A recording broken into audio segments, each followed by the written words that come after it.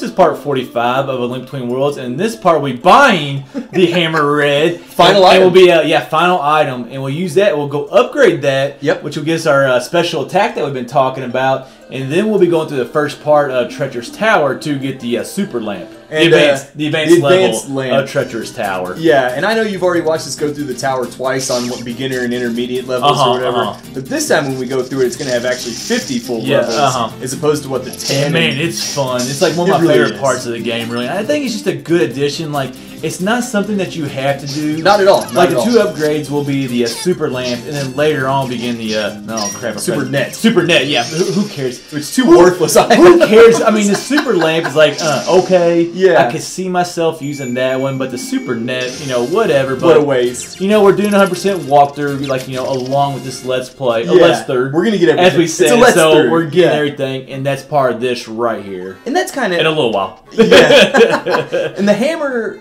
is a pretty worthless upgrade and everything. But it's not pretty worthless. It is worthless. It's totally worthless. But as you mentioned, it does allow us to finally get the reward for having all 100 Maymays. You kind of complained a little earlier that when we turned in Well, I didn't complain because I knew she thanked you. I knew, like, when we take this back to her, she actually does thank you right there. She finally does. We did... what I think you were complaining about was you wish it could have happened right there. Yeah. When she got the 100 Maymay. That was my thought. Instead of buying all the items. So. Yeah.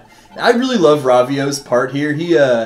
He's almost, first of all, he almost says, "You've made me a great prophet," and he stops himself and says, "No, you made a great friend." Yeah, great friend. Definitely. And then he thanks us for being his best customer. He only has like 2. I think it's us and I'll follow. Yeah, it's follow. He's a sage. He can't even buy items anymore. All he did was rip the He hasn't been able to buy items since the first dungeon in Low Roll.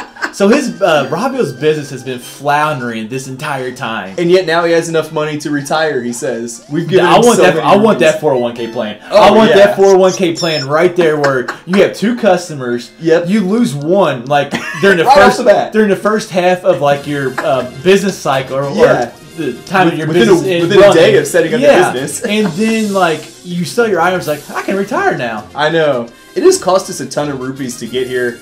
And this is what kind of disappoints. Cost of living in Hyrule is just amazing. Apparently, 800 rupees for a hammer. What are we talking about here? We got a guy who has a bottle that can't handle all the stress from it. So, well, it kind of disappoints me a little bit that when we go and do Treacherous Tower, the next 2 times we go through it, like I said, to get the 2 upgrades, we get so many rupees. Oh, it's awesome. But unfortunately, at this point, now that we've bought every item, it doesn't do us anything. Well, you're going to go to the advanced stage anytime in the game. So, I mean, really.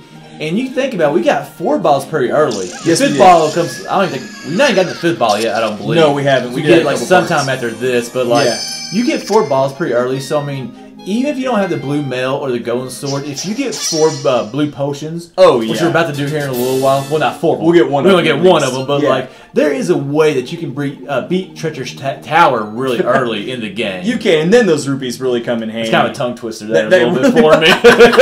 Could have been the beer though too. That's always a good excuse. I'm not sure if I like this now. I thought it was neat because Mother Maymay's been like sucking in our items to upgrade them. And to give us the great spin attack, she just sucks us in. Yes. And I'm like, that's got to be the weirdest feeling. Oh, definitely. Well, is it? I don't know. I've never like had the entire. I got a couple of different directions I can go with that comment. So about this blue potion we're about to Hey, PG channel here. Come on. But I do. We've never been a PG channel. We just said no cussing. No cussing. We've always been a no cussing channel. We've made 1 or 2 sexual references before. Just 1 or 2. Okay, probably more than 1 or 2 in a certain video. There you go. Now. You're so thrown off your feathers. Your feathers are ruffled. My feathers are ruffled. But I think, to try to get a little back on topic, not that we're ever on topic. No. I think this is the first time we've actually got a potion in this game, if I'm not mistaken.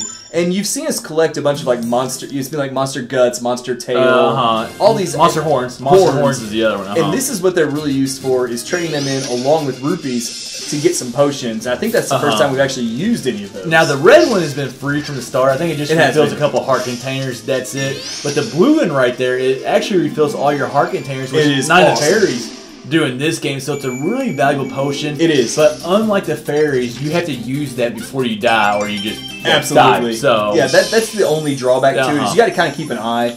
But at least once we've got the blue mail now, like most enemies aren't going to do enough damage to like catch you off guard with 1 or 2 hits. The final boss can get you a little bit, but most regular enemies, as long as you're watching your health meter, you'll be alright. Now, a good way to go through this, if maybe you're not like so good, like Zelda games or just combat games, or just not a good player like me and Red are, or Red Eye. Awesome, yeah. Like, it's a good idea, I think, to have at least the blue mail, the golden sword, and then you saw we also got a potion right there. I think it's good to go into those 50 levels because every 10 floors, like we'll have a recovery, like where we get like 5 hearts.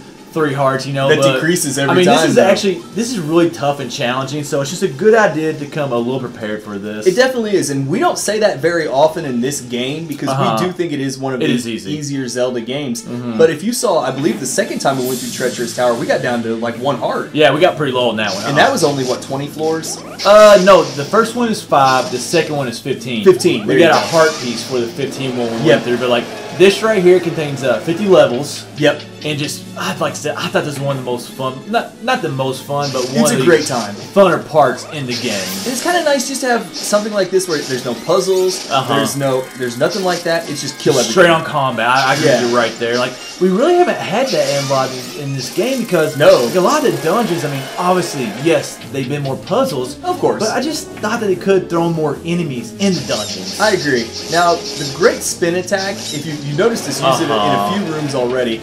It doesn't use any of your stamina meter. No, I didn't notice that actually. Until you said it, I did not notice that. And I think that makes it almost too powerful. Awesome. I think it's. Oh, are you serious?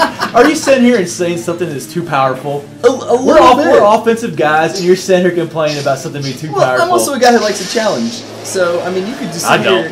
The easiest way in Zelda games is the way I want to go. So I just feel like being able to sit there and just use that spin attack, as long as you have like the 2 seconds to get it charged up. Now that is kind of tough sometimes, It can be, but I thought they should have maybe like used half your stamina meter or some kind of punishment. So you couldn't use it right away that quickly. Yeah. I think it's awesome.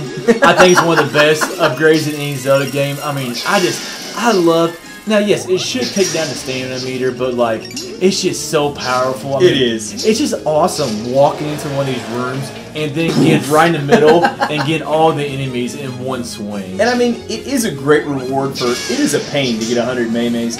It is. Even though, like, your map kind of shows, like, how many are in each area and you can hear them, it's still a pain in the neck to find like the ones that are hidden in some of the far out places where the only reason we go there is to get a Maymay. I mean, there's been a few of those. If you think about some other item collectibles, like we had the Skulltulas in Ocarina of Time. Yep. Basically, once you got 50, like the next upgrade was like 100. And like all you got for that was rupees. It was so late in the game it didn't matter. Yeah. Then you had I just said Ocarina of Time. You had Twilight Princess where you had the 60 pose. Yeah. After you get like 20 of those, like, you get everything you need. You get everything you need, and then we get to 60. Once again, you get rupees. Which are like when we got the 100 Maymays, at least we got something that was awesome. And like a lot of times in Zelda games, they just don't reward you good enough for doing those big collections. That is a very good point. And you can get 100 Maymays fairly early. I mean, I think we got them. Well, we got one more dungeon after this. Oh well, we actually got them for the.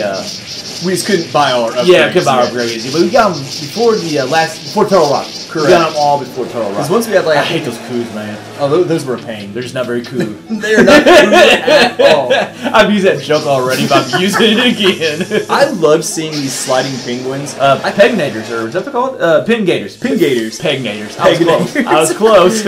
And they always remind me of the ones in the Ice Palace back from Link to the Past. Oh, yes, And I just remember every time I encountered them in that game, I just dropped the fire medallion. The bombos. Or not the bombos, but whichever one does fire. Because bombos is lightning. No, it was because you had Ether, Quake, and bombos. Oh, you're right, you're right. So I think it was the bombos. I think it was bomb. Which makes sense, bombs. Because all the Quake did was open up Turtle Rock. Yeah. That was the sole purpose. There might have been something else, and I really don't remember. Actually, I think you used it in Misery Mire to open up that dungeon as well. Maybe. And these are the kind of things we talk about when we're doing 50 well, you gotta levels. waste a little bit of time when you're going through 50 levels of basically just straight combat. Wait till we have to do it again. Oh, well, we have an idea, though. We're going to kind of go off topic on the next time we come through this part, so it won't be so bad. But anyways, this will go ahead and wrap up part 45.